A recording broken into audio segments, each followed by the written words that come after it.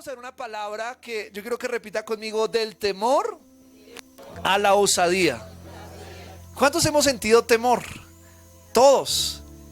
Y hay cosas que aún con miedo Dios nos pide que la hagamos. El miedo no tiene que ser un enemigo, tiene que ser un aliado. El miedo, por ejemplo, nos ayuda a no meter las manos al fuego porque nos da miedo, porque no está bien.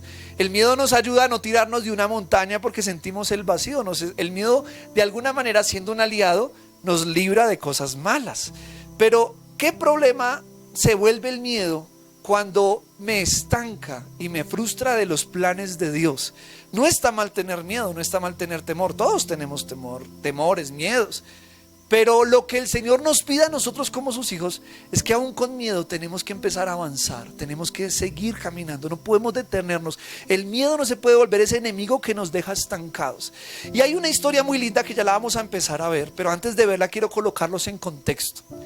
No sé si recuerden, creo que fue hace 15 días que hablamos acerca de no olvidemos que fue, es y será Dios. ¿Sí se acuerdan de esa palabra? Y hablábamos de que el pueblo de Israel olvidaba muy fácil que era el Señor el que los libró de Egipto, los libró de lo malo, los libró de las cosas que ellos estaban siendo esclavizados y estaban siendo atormentados. A ellos se les olvidó muy rápido y muy rápido comenzaron a adorar otros dioses. Dice la Biblia que hicieron un becerro de oro y dijeron: este es el Dios que nos sacó de la tierra de Egipto.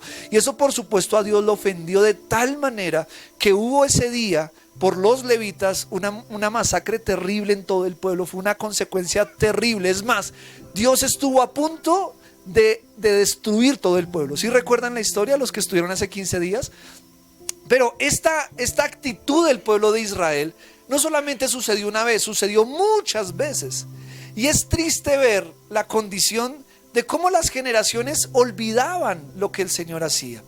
Miren que, por ejemplo, con Moisés fue una lucha, que el pueblo obedeciera, una lucha, 40 años en el desierto. Luego toda esa generación muere, luego viene Josué y Caleb, que lo hablábamos hace 8 días. Pero luego Josué muere. Josué luchó porque el pueblo amara a Dios, creyera al Señor, obedeciera al Señor. Hace 8 días hablábamos las características que Josué tuvo para poder empezar a conquistar. Pero luego Josué muere y el pueblo vuelve y olvida lo que Dios había hecho. Es más, en el libro de Jueces ustedes empiezan a leer cómo el pueblo empieza a repartirse la tierra, pero pronto dice: y la nueva generación después de Josué no sabían quién era el Señor y qué había hecho por ellos. Se les había olvidado. Pero yo también aquí veo una gran responsabilidad en los papás, porque dice que esa generación no sabía, no conocía al Señor. Y la Biblia, ¿qué dice? Enséñales este libro de la ley, no solamente a ti, sino a tus hijos, a tus nietos, y enséñales y cuéntales. Pero yo no sé qué pasó en la generación de Josué, pero tal parece que no fueron muy pendientes en enseñarle a sus hijos el Dios de Israel, el Dios que los sacó de la tierra de Egipto. Y cuando no se nos habla de Dios, cuando no se le habla a nuestros hijos de Dios, ¿saben qué va a pasar? Nuestros hijos van a crecer y se van a olvidar del Señor. Y miren que eso fue lo que pasó precisamente en esta generación. Y aquí empieza un problema para el pueblo de Israel, porque si leemos Levítico, Deuteronomio, nos vamos a dar cuenta que Dios trajo promesas por la obediencia, pero también habló de consecuencias por la desobediencia. ¿A qué voy con esto? La Biblia dice que cuando el pueblo de Israel obedecía al Señor, ¿saben qué sucedía? Las cosas empezaban a funcionar bien. El pueblo era próspero, el pueblo era bendecido, el pueblo vencía a sus enemigos, el pueblo no temía, era sano, no habían enfermedades entre ellos. Pero una vez el pueblo empezaba a desobedecer, las consecuencias del pecado empezaban a venir sobre ellos.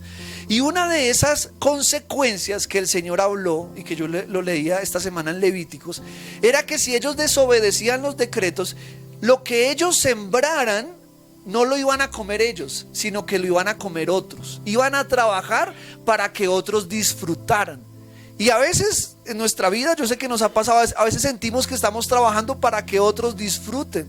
Pero una promesa del Señor, cuando seguimos un camino de obediencia, dice el Señor, lo que tú trabajes va a ser para ti, para tu familia, y vas a prosperar en eso.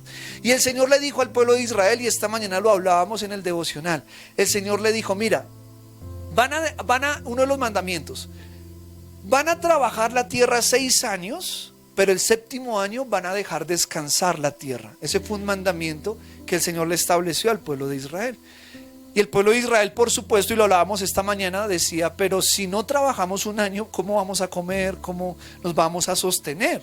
Pues imagínense, en un año de vacaciones, qué chévere, pero ¿quién me los va a pagar? Fue lo que ellos preguntaron. Y el Señor respondió a través de Moisés en ese momento y le dijo, miren, tranquilos, que lo que trabajen el 6º año les voy a dar el doble, para que coman el 6º año y para que guarden para el 7º año. Y si son obedientes, aún llegará el 8º año y seguirán comiendo de lo que les dejó el 6º año.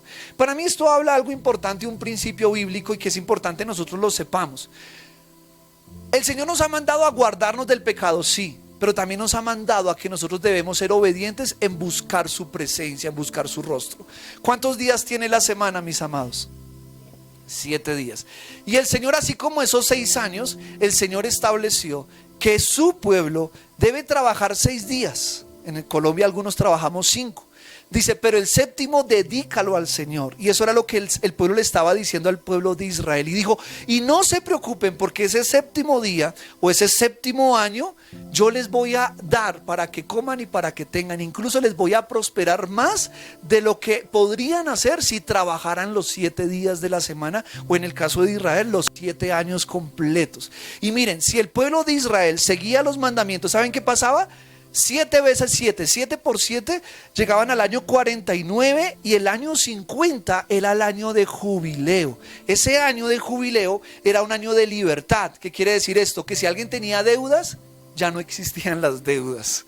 Si alguien era esclavo, ya no era más esclavo. Era un año de libertad, jubileo. Ellos daban gritos de júbilo porque ese año 50 era un año de gran bendición por el ciclo de 7 que el pueblo de Israel obedecía. Yo que veo acá como introducción, y es, cuando nosotros obedecemos al Señor, aún en esos detalles de apartar el 7º día para el Señor, llega el momento que nosotros vamos a vivir jubileos de libertad financiera, de libertad en nuestra familia, en nuestra salud. Cuando somos obedientes al Señor y le amamos y le servimos y lo tenemos como prioridad, el Señor va a responder de una manera sobrenatural. Amén.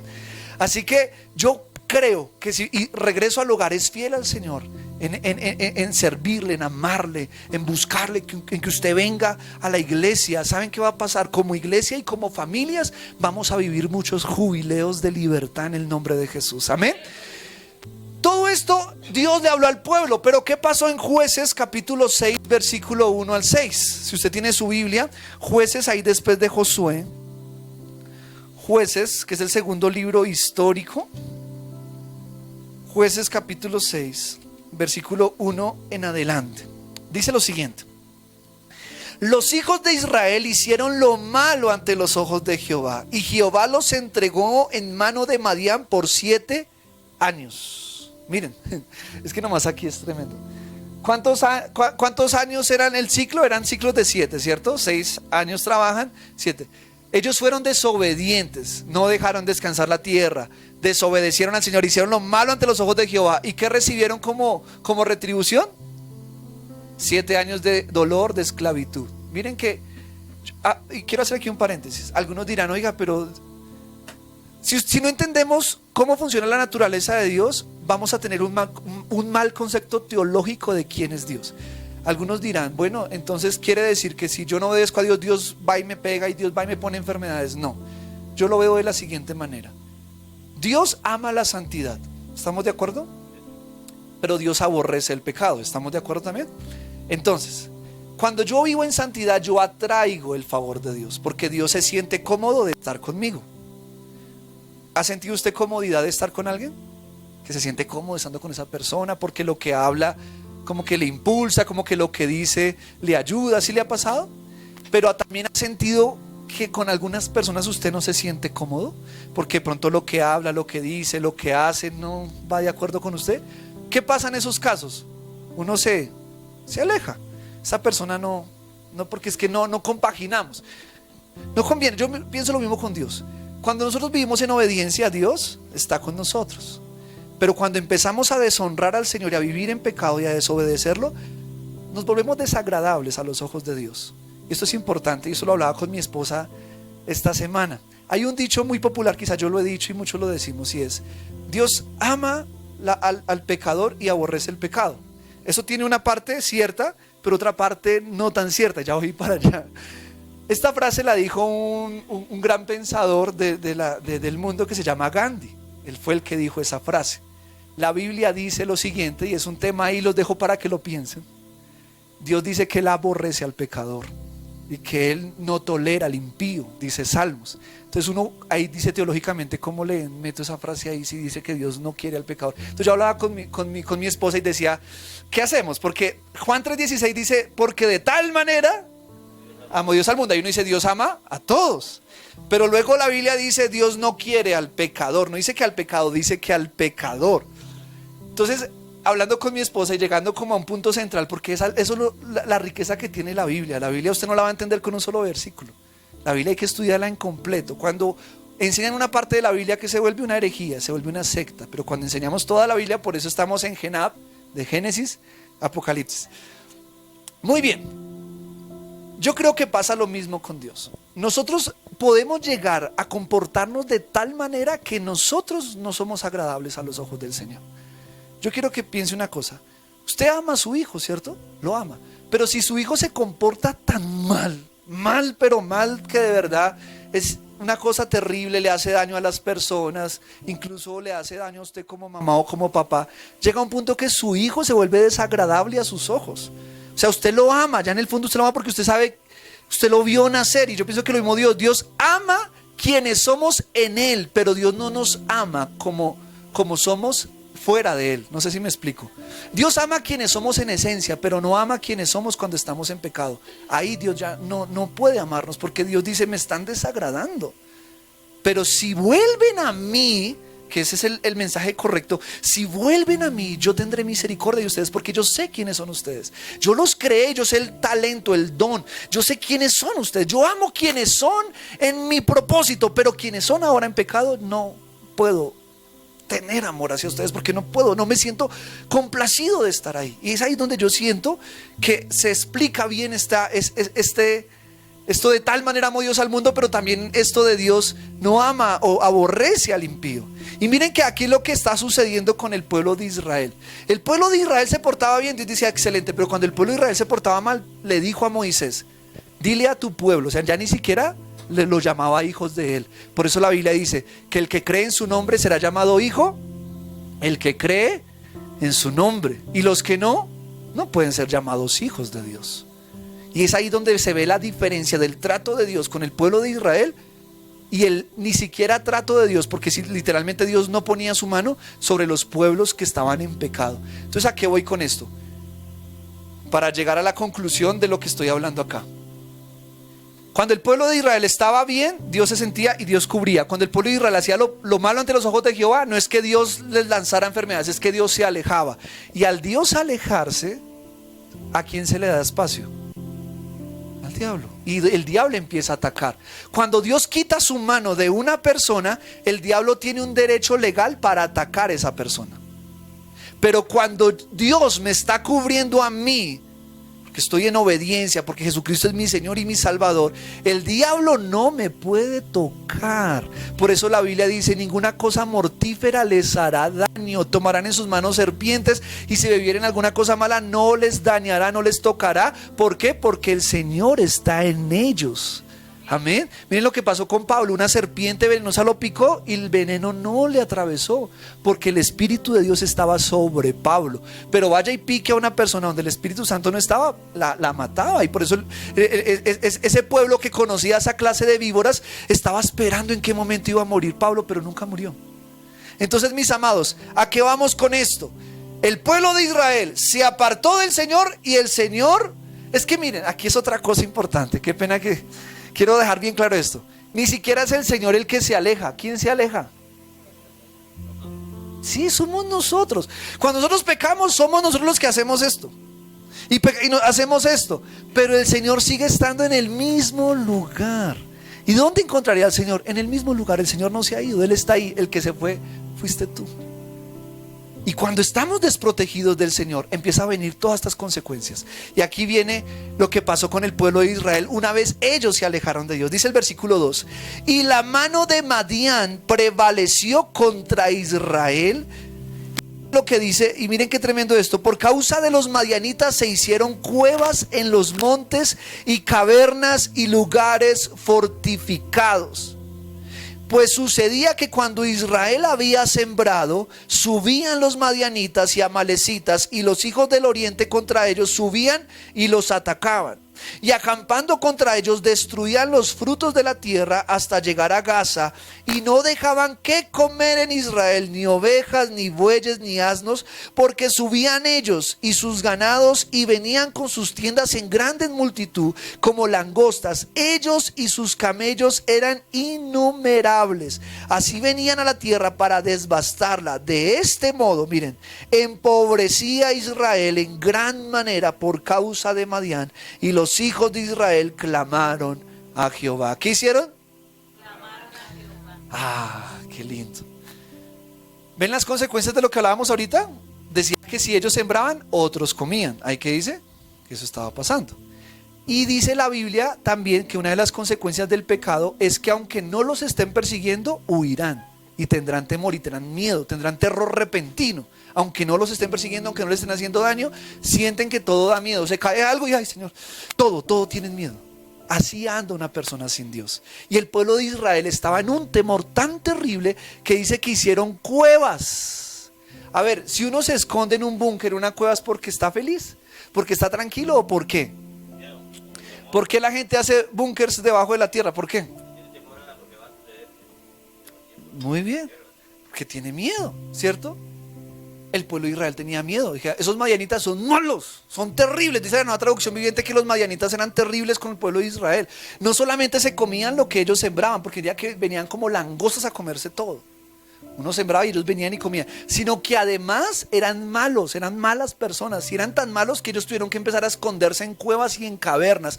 Esa es la situación en la que se encontraba Israel en el contexto que estamos hablando. Un pueblo con miedo, un pueblo empobrecido, un pueblo atemorizado, un pueblo aterrorizado, un pueblo que no tenía esperanza. Así se encontraba Israel en el tiempo de Gedeón.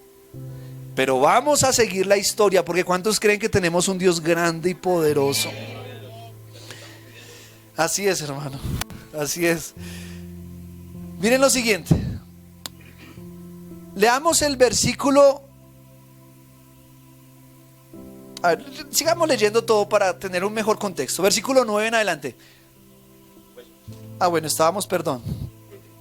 En el 7 dice: y cuando los hijos de Israel clamaron a Jehová a causa de los madianitas. Vea, ¿cuál es el secreto? Clamar. Miren. Cuando el pueblo de Israel estaba esclavo en Egipto, dice que los hijos de Israel clamaron al Dios de sus padres y Dios se le apareció a Moisés. ¿Cuál fue el secreto? Tan fácil. Está lo que yo creo que hace 8 veces los decía. Decía, Dios es el Dios de las cosas fáciles, pero nosotros en nuestra humanidad preferimos lo difícil. En vez de clamar al Señor para hacer un milagro, el ser humano prefiere ir a la bruja o escalar arrodillado hasta arriba de Monserrate para recibir el milagro, en vez de clamar con fe y recibir el milagro. Dios es el Dios de las cosas fáciles, de las cosas que parecen imposibles, porque es que son demasiado fáciles, Dios las hace posibles.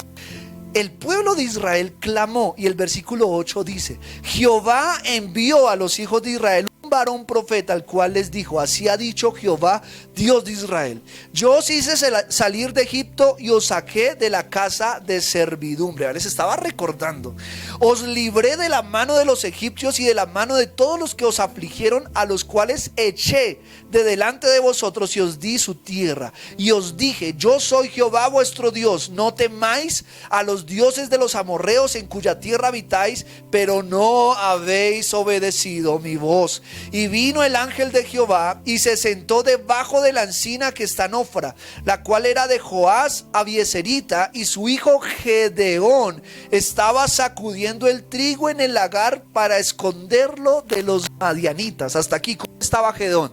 ¿Estaba asustado? ¿Estaba contento? ¿Cómo estaba Gedeón? Estaba miedo, estaba asustado, ¿cierto? Vea, estaba por miedo a los madianitas, estaba escondiendo el trigo. Así se encontraba Gedeón. Y miren, así se encuentran muchos, quizá de nosotros, en este momento del mundo. Yo he visto gente con su corazón atemorizado por la economía en Colombia, por lo que va a pasar en el mundo, por los terremotos. Y dice la Biblia que el corazón del hombre va a desfallecer de temor. Y así hay mucha gente. Quizá hoy le estoy hablando a alguien que se encuentra así, con miedo, con temor de lo que va a pasar. Así se encontraba Gedeón. Tenía miedo. Sí, tenía miedo, claro, porque es un ser humano. Pero sigue diciendo el versículo 12. Ay, esto me gusta. Pero antes de esto, vayamos acá. Esto me gusta, mire. Esto mismo le pasó a Gedeón. Él estaba contaminado por el ambiente que se vivía en el pueblo. Pregunto, ¿qué ambiente vivimos hoy en el mundo? ¿Qué ambiente hay ahorita aquí en Colombia? Hablemos de nuestro país. ¿Cómo está el ambiente ahorita? Está con miedo, con temor, ¿qué va a pasar? ¿Cierto? Inseguridad, todo eso. Y Gedeón estaba contaminado por ese ambiente. Y dice, un ambiente de temor, desesperanza y resignación. El versículo 11 es que Gedeón estaba ya resignado a esconderse, escondiendo el trigo. Pero dice el versículo 12, y el ángel de Jehová se le apareció y le dijo, Jehová está contigo, varón esforzado. ¿Cómo estaba Gedeón en realidad? ¿Y qué le dijo Dios?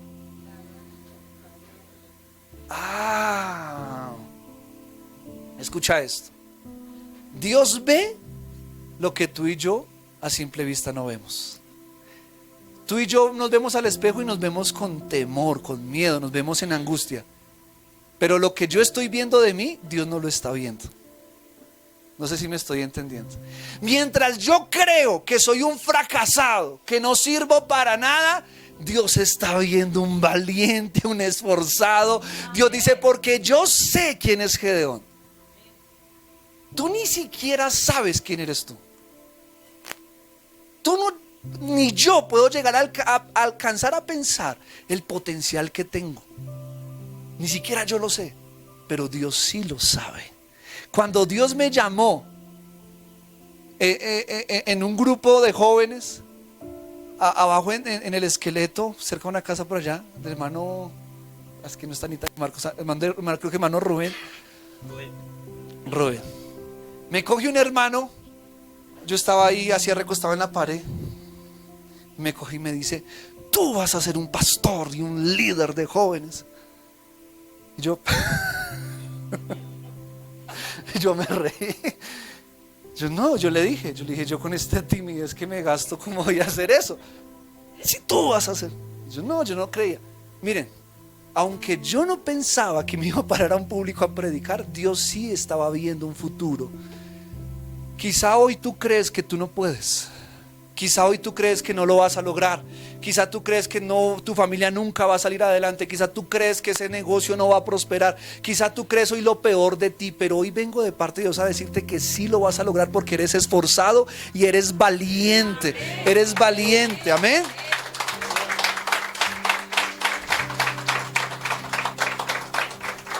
Esto me gusta, mis amados, porque Dios no ve como el mundo ve, ni Dios ve como yo veo. Dios no dice lo que el mundo me dice. Dios ve lo que realmente soy en la esencia cuando Él me creó. Entonces Él viene a Gedeón y ve a un Gedeón temeroso, viene a un Gedeón lleno de miedo. Le dice, no, papá, yo cuando te creé, yo no te creé así. Yo te creé esforzado y valiente. Y sigue diciendo el versículo 13. Miren a Gedeón lo que dice. Y Gedeón le respondió, Señor mío, si Jehová está con nosotros, ¿por qué nos ha sobrevenido todo esto? ¿Y dónde están todas tus maravillas que nuestros padres nos han contado diciendo, no nos sacó Jehová de Egipto? Y ahora Jehová nos ha desamparado y nos ha entregado en mano de los madianitas. Había aquí un hombre con pesimismo. con pesimismo, no creía en nada, ya se veía desamparado. Pero dice la Biblia, y mirándole Jehová, aquí hay otra cosa importante. Y mirándole Jehová le dijo, ve con esta tu fuerza y salvarás a Israel de la mano de los madianitas. ¿No te envío yo? Presten atención acá, porque acá hay algo poderosísimo de parte de Dios. Lo que hoy te frustra, lo que hoy te molesta, es lo que Dios te mandó a cambiar. Creo que no me escucharon. Lo que hoy te molesta, el dolor, vean, yo les digo, yo estos días recordaba y decía, Señor, gracias, gracias. Yo recordaba hace unos 8 años, en la empresa que trabajaba antes en la que estoy ahora, yo caminando con algunos amigos y yo diciendo, y viendo niños pidiendo dinero en la calle con hambre, y yo veía eso y me incomodaba tanto, y me sigue incomodando, me incomodaba, y yo les decía a ellos, se acordarán de mí cuando tenga una fundación de niños. Y seguíamos caminando. Entonces empezamos a hablar con ellos y empezamos a hablar de las noticias, de lo que sucedía con los niños, la situación, el hambre, el maltrato, todo esto. Y me llenaba de rabia, de ira. Pero ¿por qué Dios tiene que pasar esto? ¿Pero por qué, Señor? Y un día el Señor me habló lo que le dijo a Gedeón: lo que a ti te molesta es lo que te he mandado a cambiar. Esa rabia, esa frustración, ese desasosiego que sientes por ciertas cosas, las estás sintiendo porque precisamente eso es lo que yo te llamé para que cambies y para que transformes. Entonces, lo que hoy a ti te molesta, lo que hoy a ti no te gusta y que te saca, de verdad que te descompone, Dios te dice, eso no es porque o sea, la idea no es que eso te lleve a un dolor y a una amargura y a un desasosiego y a una frustración. Dios dice hoy, eso que tú sientes, lo estás sintiendo porque esa fuerza, esa rabia, miren lo que le dijo a Gedeón. Dios no le dijo a Gedeón, ay, vea usted porque es tan terco, porque no cree. No, dijo, esa rabia que usted siente, Gedeón, ese mal genio que siente, de decir, ¿dónde está Dios que nos abandonó? Esa rabia que sientes, Gedeón, ve con esa fuerza y vence a tus enemigos. De pronto usted dice, ay, hay tanto desempleo, hay tanta cosa, Dios mío.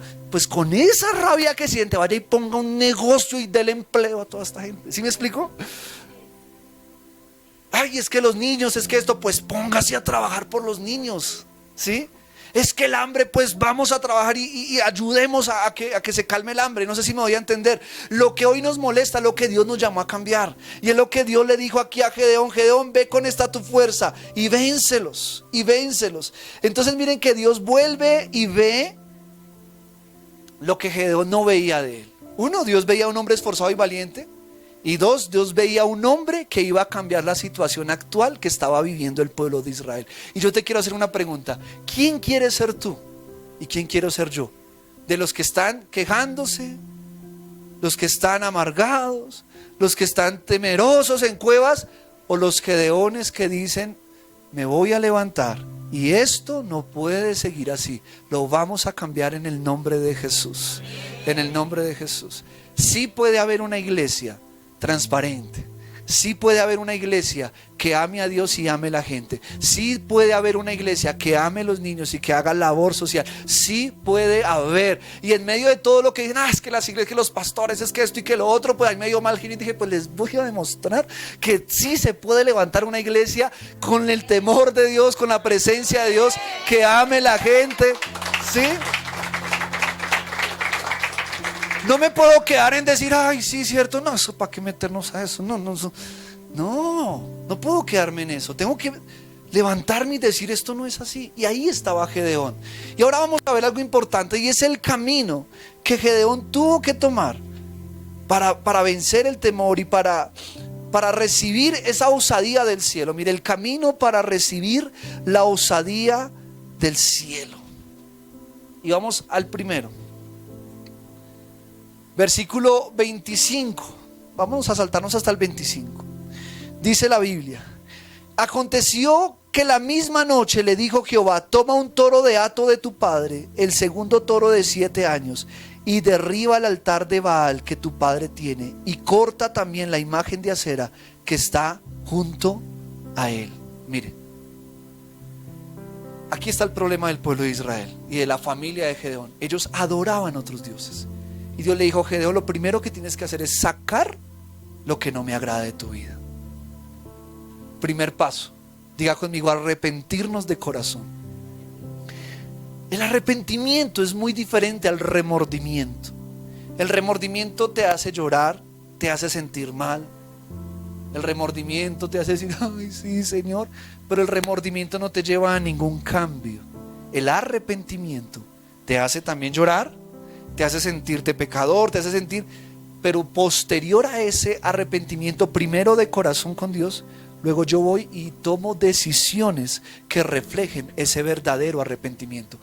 Gedeón, Dios le dijo: Gedeón, hay un problema contigo. Hay baales en tu casa. Hay dioses ajenos delante de mí que estás sirviendo y que estás siguiendo. Hay pecado en tu casa. Y dice la Biblia que Gedeón, esa misma noche, no lo hizo ni mañana ni pasado, no dijo: no, cuando las cosas estén mejor, no, cuando pase esto. No, él dijo: hoy mismo voy a arreglar mi vida con Dios. Hoy mismo. Y la Biblia dice: hoy es el día de salvación. No esperes a mañana, no esperes en un mes, no esperes en un año, porque quizá Jesús viene esta tarde. Es hoy el día en que debemos arrepentirnos y ir y sacar de nuestra vida y de nuestra familia y de nuestra casa todo lo que no le agrada a Dios. Y eso fue lo que hizo Gedeón. Fue y derribó el altar, quitó el altar, botó eso y dijo: a partir de hoy mi vida le pertenece a Jesucristo. Ya no más pecado, ya no más maldad, ya no más este hábito, ya no más esta concupiscencia, ya no más. Y lo derribó. Arrepentimiento de corazón. Así que primer paso para recibir esa osadía del cielo es arrepentirme de corazón. Pero segundo, versículo 26. Y le dijo el Señor: y edifica altar a Jehová tu Dios en la cumbre de este peñasco, en el lugar conveniente. Y tomando el segundo toro, sacrifícalo en holocausto con la madera de la imagen de acera que habías cortado. Miren, la madera que antes había sido para maldición, la casa que antes era para maldecir, para pelear como familia, para atraer cosas malas, el dinero que antes se usaba para ir a tomar, para ir a lugares que no agradan a Dios, ese mismo dinero, esa misma casa, Dios la quiere transformar en un lugar de adoración, en un lugar de oración. Miren, mis amados hermanos, Dios le dijo a Gedeón: la madera de acera con la que tenían ese ídolo, ve y quémala, ve y construye un altar, pero para mí. Ya no uses lo que te doy para cosas malas. Ese arbolito yo te lo di para que edifiques altar para mí, le dijo a Gedeón. Lo que Dios te dio es para que tú honres al Señor. Segundo, ¿qué le dijo Dios a Gedeón? La comunión e intimidad con Dios. Ese es el segundo paso para recibir la osadía del cielo. Primero, arrepentimiento de corazón. Segundo, intimidad con Dios. Eso habla de oración, eso habla de comunión. Si tú sacas de tu vida algo, no puedes dejar ese espacio vacío, porque Satanás lo va a volver a llenar. Dice la Biblia que cuando el espíritu malo sale del cuerpo, ¿qué hace? Se va por lugares desiertos buscando una casa, un cuerpo donde reposar, y no encontrando, regresa a la casa de donde salió y dice que la encuentra como adornada, la encuentra linda, pero la encuentra vacía. Y como la encuentra vacía, dice que va y toma 7 peores que él. Y entrados en aquel hombre, el postrer estado de esa persona viene a ser peor que el primer.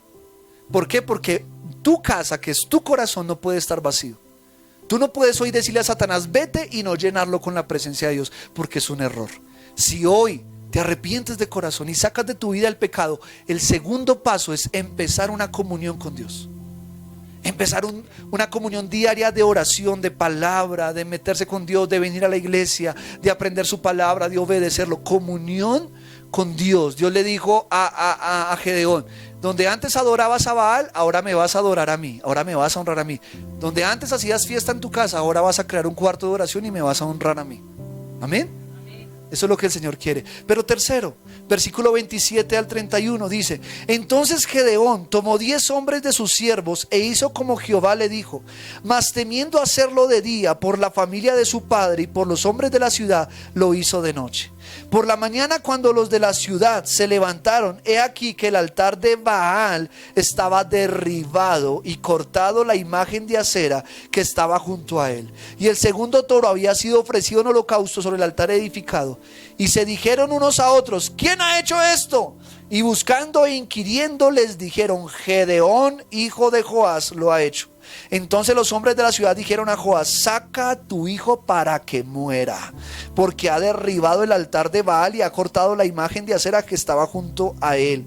Y Joás respondió a todos los que estaban junto a él: ¿contenderéis vosotros por Baal? ¿Defenderéis su causa? Cualquiera que contienda por él, que muera esta mañana. Si es un Dios, contienda por sí mismo con el que derribó su altar. Aquel día Gedeón, miren, aquí está el secreto. Aquel día Gedeón fue llamado Jerobaal, esto es, contienda Baal contra él por cuanto derribó su altar. Mis amados, quiero que sepan algo, porque es que por eso estamos hablando de osadía. Tenemos un enemigo, se llama Satanás. Y cuando lo sacamos de nuestra vida, él no se queda quieto. Él no dice: ay, bueno, hasta luego, que te vaya bien. No. Él es tóxico. Él es bien tóxico, el más tóxico de todo el universo. Y él va a querer volver y va a querer pelear contigo. ¿Qué pasó con Gedeón? ¿Será que él fue y derribó el altar, edificó el altar del Señor y todo fue flores? ¿O qué pasó? Se le levantó la gente, se le levantó la familia y le dijo: ¿quién ha hecho esto? Porque cuando hay tinieblas y llega la luz, las tinieblas se van a molestar y no van a querer salir. Pero miren, aquí es lo tremendo. Le dice el papá de Gedeón a las personas: bueno, pues si Baal está muy bravo, pues que pelee él solo. ¿O acaso es que no se puede defender? Ahí fue algo muy bonito. Y es que vea, la gente puede ponerse brava, pero el Dios que tú tienes es más grande que los dioses que ellos adoran. Amén. Y claro, Gedeón de pronto tuvo miedo porque hubo oposición. Pero Gedeón se mantuvo firme y fue llamado Jerobaal, quiere decir el que contiende con Baal. Hoy tu nombre tiene que ser el que contiende contra Satanás. No puede ser el que contiende con el vecino, el que contiende con el esposo, no, el que contiende contra el diablo. Porque hoy día muchos le llaman el que contiende con sus hijos. El que contiende con si contra alguien tenemos que contender en toda nuestra vida, es contra Satanás y sus obras. Amén.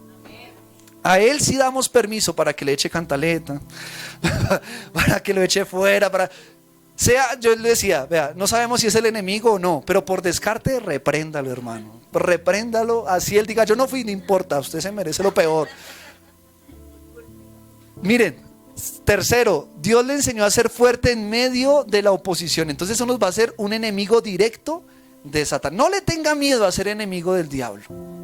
Porque hay gente que dice: no, es que vea, si yo busco a Dios todo, el enemigo se levanta. Hermano, pues que se levante. Dios es más grande, Dios es más poderoso. Dice la Biblia que si resistid al diablo, ¿y qué va a pasar? Él va a huir, él no va a estar ahí todo el tiempo, mis amados. Es más, tan poca categoría Dios le da al diablo que dice que estará ¿dónde? Bajo la planta de nuestros pies, que cabe, hormigas. Cosas, el diablo es una cucaracha, hermano.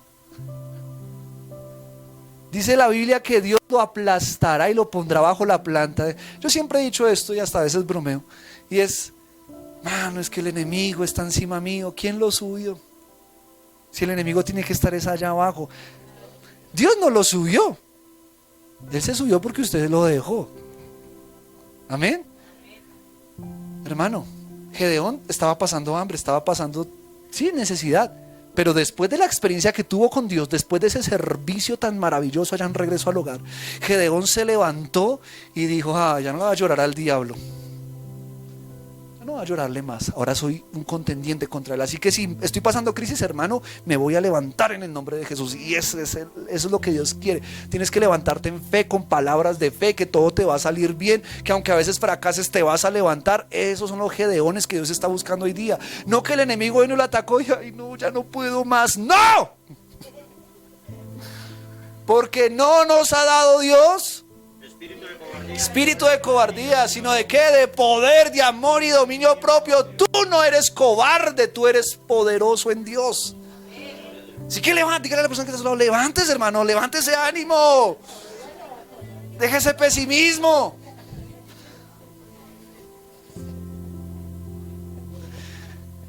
Pero el versículo 34 dice lo siguiente: entonces el espíritu de Jehová vino sobre Gedeón Y cuando este tocó el cuerno, los abiezeritas se reunieron con él. Miren, cuarto, sean llenos del Espíritu Santo. Primero, arrepentirnos de corazón. Segundo, empezar una comunión con Dios. Tercero, volverme enemigo de Satanás. Cuarto, ser lleno del Espíritu Santo. Tú y yo no lo vamos a lograr solos. Eso yo lo he entendido. Como dice la palabra, no es con fuerza ni con ejército, es con el Espíritu del Señor. Tú no vas a ganar a tu familia sola para Cristo. Tú no vas a conquistar la tierra prometida solo, es con el Espíritu de Dios. Gedeón tenía la tarea de reunir al pueblo como guerreros, pero todos estaban llenos de miedo. Él, en su habilidad humana, no podía hacerlo, pero cuando vino el Espíritu de Dios sobre él, dice que todos se reunieron con él. El respaldo no es tu habilidad, el respaldo es el Espíritu de Dios sobre ti. El respaldo no es tu estudio, el respaldo es el Espíritu de Dios. Sí, claro, hay que estudiar, hay que hacer muchas cosas, pero sobre todo eso, que sea Dios el que te promocione, no tú a ti mismo. ¿Quién promocionó finalmente a Gedeón? El Espíritu de Dios. ¿Por qué? Porque fue lleno del Espíritu Santo. Por eso hoy tenemos que decirle al Señor: Señor, lléname del Espíritu Santo. Lléname. Pero ¿cómo puedo ser lleno? Cuando derribo a Baal de mi vida, cuando me comprometo a empezar una comunión con Dios, cuando el pecado para mí es aborrecible como Satanás y sus obras, ahí el Espíritu Santo viene y me llena, me llena. Hay mucho cristiano que no es lleno del Espíritu Santo, no han sido llenos del poder de Dios. ¿Por qué?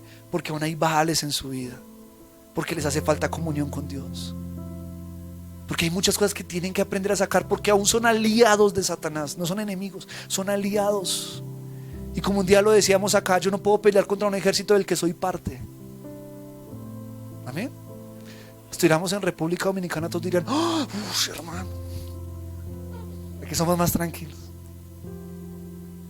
Mis amados, ser llenos del Espíritu Santo me va a abrir puertas que yo no me imagino. Vea, yo le creo al Señor que lo que vamos a conquistar como regreso al hogar, como fundación, lo que vamos a llegar a impactar, no es porque yo me las sé todas, o porque, no, es porque el Espíritu de Dios va delante de nosotros. Es por eso, el que va a tocar las puertas al final es el Espíritu Santo. Cuando nosotros como fundación o como iglesia tocamos una puerta, yo siempre le digo: Señor, sé tú quien lo haga, sé tú quien ve delante, sé tú quien ponga gracia, sé tú, porque yo entiendo que es Él.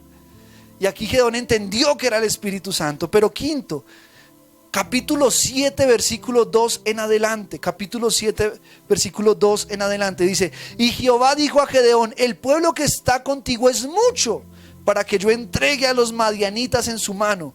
No sea que se alabe Israel contra mí diciendo: mi mano me ha salvado. Ahora pues, haz pregonar en oídos del pueblo diciendo: quien tema y se estremezca, madrugue y devuélvase desde el monte de Galad. Y se devolvieron los del pueblo 22,000 y quedaron en el camino. Habrá quienes se devuelvan. La pregunta es: ¿y tú de quiénes van a ser? ¿De los que se devuelven o de los que avanzan? Desde que empezamos regreso al hogar, yo he visto esto: unos se devuelven, otros avanzan, unos se devuelven. Pero hoy el Señor, tú que estás aquí, los que me están escuchando en la transmisión, el Señor hoy te llamó a ti, te escogió para que tú seas de los que no se devuelvan. Dijo: el que tenga miedo, devuélvase, porque vea, Dios no se va a poner a lidiar con gente que a la final no quiere. Escúcheme esto: si usted no quiere, hermano, vea, Dios dice, llega hasta un punto y dice: listo, está bien, te quito el don y se lo doy al que tiene más, punto. Pero Dios no se va a poner a perder tiempo sabiendo que hay tanta necesidad lidiando con una persona. Dios te llama, pero si no, ¿qué dice Jesús? Le quitará el talento y se lo dará al que está dando fruto. Sé tú el que dé fruto, no seas el que le has quitado el talento. Y Dios dice: mire, Gedeón, mucha gente de Gedeón. Serían 32,000 hombres. 32,000 hombres, eso es mucha gente, Gedeón. Si ustedes ganan, van a pensar que fueron porque ustedes tenían muchos hombres, yo no quiero eso. Dígale que los que tengan miedo se devuelvan. 22,000 se devolvieron, quedaron 10,000. ¿Cómo se sentiría Gedeón? Santo Dios. Así nos sentimos a veces nosotros cuando decimos: santo Dios, ¿qué se hizo la gente? Así me pasó una vez en el colegio. Fui enfrente, pero no vayan a hacer eso. Fui enfrente a un muchacho y salieron como 5 hombres así, ñeritos, así que. Y yo le digo: tranquilo, que yo también traje gente. Y cuando volteo a mirar, Literalmente, no les miento. Mis amigos estaban en una esquina asomados así en el muro. Yo les dije, espere. ¿Y ustedes por qué me dejaron? No, estos son muchos manes. Así se sintió Gedeón. Iba a pelear contra, dicen que eran como langostas, eran muchísimos. Y Gedeón dice, uy, ¿y ahora con 10,000? ¿Yo qué voy a hacer con 10,000 hombres contra 100,000? Pero Dios dice que un hombre vencería a 10, 10 vencerían 100, 10,000 vencerían a 100,000. Esa es la promesa de Dios para los que obedecen. Con el poquito presupuesto que Dios te dé, vas a vencer muchas cosas grandes. Y miren lo que sigue diciendo. Y versículo 4, y Jehová dijo a Gedeón, aún es mucho el pueblo. Señor, 22,000 se fueron y aún dices que son muchos. Señor, sí, es que a mí me gusta trabajar con poquitos que quieran. Y con esos poquitos que quieran, yo hago grandes cosas para que después no se alaben y digan que fueron ustedes, sino que digan definitivamente fue el Señor, porque entre tan poquitos esto no era posible. Y sigue diciendo, aún es mucho el pueblo, llévalos a las aguas y allí te los probaré. Y del que yo te diga, vaya este contigo, irá contigo, mas de cualquiera que yo te diga, este no vaya contigo, el tal no irá. Entonces llevó el pueblo a las aguas, y Jehová dijo a Gedeón, cualquiera que lamiere las aguas con su lengua como lame el perro, y aquel, dice, a aquel pondrás aparte, asimismo a cualquiera que se doblare sobre sus rodillas para beber. Y fue el número de los que lamieron llevando el agua con la mano a su boca, 300 hombres, y todo el resto del pueblo se dobló sobre sus rodillas para beber las aguas. Entonces Jehová dijo a Gedeón, con estos 300 hombres, de 32,000, ¿a cuántos? Que lamieron el agua, os salvaré y entregaré a los madianitas en tus manos, y váyase todo la demás gente, cada uno a su lugar. ¿A quiénes se salvaron? Los que cogieron agua ácida, como hombres. Los otros se arrodillaron y como perritos allá lamiendo. Y esos son cobardes, dijo el Señor a Gedeón. Y los que hicieron eso fueron, 9,700 hombres. Solo 300 se mantuvieron en pie y llevaron el agua a su boca. De 32,000 a 10,000 y de 10,000 a 300 para vencer 100,000. Díganme, ¿es lógico humanamente hablando? Es que ahí es donde viene el tema. Lo que parece imposible para los hombres es posible para Dios. Mis amados, eso lo hemos tenido que vivir todo el tiempo en Regreso al Hogar y en la Fundación, con tan poquito presupuesto, para tantos niños, ¿sí? Hasta el momento el Señor lo ha hecho. ¿Por qué? Porque no somos nosotros, es Dios el que está ahí detrás de nosotros. ¿Y ustedes cómo lo hacen? Eso yo creo que nos han preguntado. ¿Ustedes cómo hacen eso y cómo esto? Deben tener una ONG grandísima que les pasa millones. No. Y como me da risa porque cuando me preguntan, yo siempre casi digo, oiga, de verdad, ¿cómo es que lo hacemos? Porque yo no sé. Y a veces me pongo a pensar, digo, no sé, siempre parece, de alguna manera. Porque Dios no necesita mucho, necesita poquitos dispuestos para hacer grandes cosas. Y miren, Dios le dijo a Gedeón, no es en tus condiciones, es en las mías. Aquí que viene, quinto, Dios le enseñó a obedecer sin reservas ni condiciones. Escucha esto, quinto, para recibir osadía del cielo, estar dispuestos a obedecer a Dios sin reservas ni condiciones. Si Dios dice que es con poquito, pues con poquito. Si Dios dice que es con mucho, pues con mucho. Pero como el Señor diga, no como yo diga. Si seguimos obedientemente lo que el Señor diga, lo vamos a lograr. Lo vamos a lograr. Y miren lo más adelante, y ya terminando el mensaje, más adelante, dice el versículo 9. Versículo 9 del capítulo 7 dice: aconteció que aquella noche Jehová le dijo: levántate y desciende al campamento, porque yo he entregado en tus manos. Los he entregado. Hoy el Señor a alguien le dice, y yo lo creo también para mí: levántate, porque por lo que has estado peleando te lo he entregado en las manos. Te lo he entregado en las manos. Y dice la palabra de Dios más adelante, leamos el versículo 21 al 22. Dice la Biblia, y se estuvieron firmes, cada uno en su puesto en derredor del campamento. Entonces todo el ejército echó a correr dando gritos y huyendo. Aquí es el ejército enemigo. Y los 300 tocaban las trompetas. Mira, no estaban ni peleando. ¿Qué estaban haciendo? Tocando, cantando, adorando a Dios en nuestro contexto. Y dice la Biblia que cuando tocaban las trompetas, y Jehová puso la espada de cada uno contra su compañero en todo el campamento, y el ejército huyó hasta Betzita en dirección de Serera, y hasta la frontera de Abel Meola en Tabat. Mire, mis amados, el pueblo ni siquiera tuvo que pelear. ¿Qué hizo? Tocar trompeta. Tocar trompeta habla de oración, habla de adoración, habla de intercesión. Y cuando el pueblo tocó trompeta, ¿sabe qué pasó? Dios confundió a los enemigos y entre ellos se pelearon. Tú dices, Señor, ¿cómo saco del camino esa oposición? Tranquilos, adórame, sígueme, obedéceme, toca trompeta, que ellos entre ellos mismos se van a pelear, y Dios, yo te voy a abrir camino a ti. Amén. No tuvieron que pelear. No tuvieron que pelear. Es impresionante lo que Dios hace, mis amados. Es impresionante. Y esto se repite muchas veces. Se repite cuando con Ezequías también. La Biblia dice que el rey Ezequías también fue atormentado. El pueblo era grande, sus enemigos. Pero en una noche, el ángel de Jehová vino y mató a todos los enemigos. Un ángel. Ezequías no tuvo que moverse de su puesto.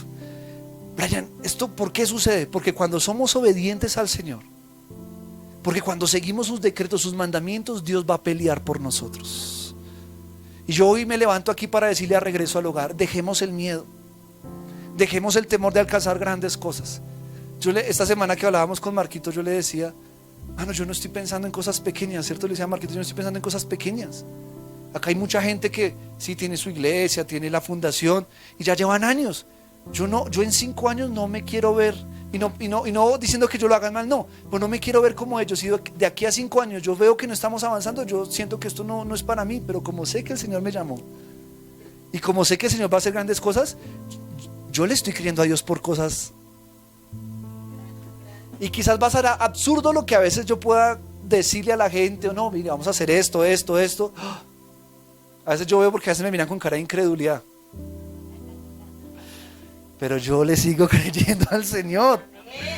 Yo le sigo creyendo. No, porque es que, mis amados, podemos ser poquitos, pero es que Gedeón no necesitó más de 300 hombres para vencer a más de 100,000. ¿Saben qué necesitó Dios? Personas dispuestas, personas que no le tuvieran miedo al enemigo. Y en esta mañana, ya para terminar, le vamos a pedir al Señor, Señor, dame osadía del cielo. Y si tú venías con miedo, con temor de qué va a pasar y Dios mío, ¿qué está pasando? Hoy en el nombre de Jesús te exhorto para decirte, levántate.